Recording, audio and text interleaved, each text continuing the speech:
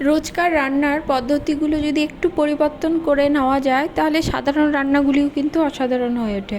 নমস্কার বন্ধুরা, tasty dishes by Ruma চ্যানেলে আপনাদের সকলকে স্বাগত জানাই।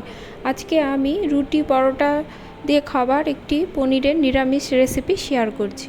এর জন্য ফ্রাই প্যানে তেল গরম করে তাতে জিরে, তেজপাতা এবং শুকনো লঙ্কা ফোড়ন দেবো। ফোড়ন থেকে সুন্দর গন্ধ বেরোলে এর মাঝখানে হাফ চামচ জিরে গুঁড়ো, হাফ চামচ ধনে গুঁড়ো, হলুদ এবং লঙ্কা গুঁড়ো দিয়ে দেবো।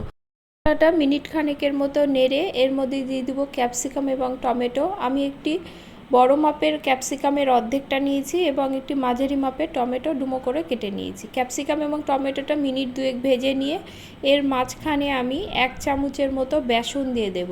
বেসনটা বড় চামচের 1 চামচ নিয়েছি। বেসনটা দিয়ে কিন্তু মিনিট 3 মতো ভেজে নিতে হবে। বেসনে কাঁচা ভাবটা চলে গেলে এর মধ্যে আমি 1 বাটির মতো ছানা দিয়ে দেবো। আমি 100 গ্রামের মতো ছানা নিয়েছি। ছানাটা দিয়ে মশলার সঙ্গে ভালো করে মিশিয়ে নিতে হবে।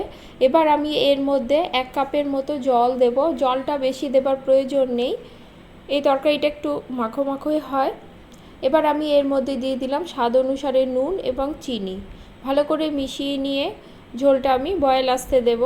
বয়েল চলে এলে আমি গ্যাসের ফ্লেমটা মিডিয়াম থেকে লোতে করে দিয়ে আরও মিনিট 5 মতো রান্না করে নেব। 5 মিনিট পরে দেখুন আমার জলটা কিন্তু অনেকটাই শুকিয়ে গেছে, তরকারিটা কিন্তু বেশ মাখো মাখো হয়ে গেছে। এবার আমি এর মধ্যে দিয়ে দিলাম 1 চামচের মতো ঘি দিয়ে গ্যাসের ফ্লেমটা লোতে করে দিয়ে আরও মিনিট খানেকের মতো রান্না করে নেব। ভালো করে মিশিয়ে নেব, নিয়ে গ্যাসের ফ্লেমটা অফ করে এবার পরিবেশনের পালা। খুব কম সামান্য উপকরণ দিয়ে কিন্তু এই সুস্বাদু পনিরের রেসিপিটি আপনারা বাড়িতে অনায়াসে তৈরি করে নিতে পারবেন। ভিডিওটি ভালো লাগলে লাইক কমেন্ট করবেন এবং সাবস্ক্রাইব করে পাশে থাকবেন। দেখা হবে পরের কোনো রেসিপি নিয়ে। সকলে খুব ভালো থাকবেন। ধন্যবাদ সকলকে।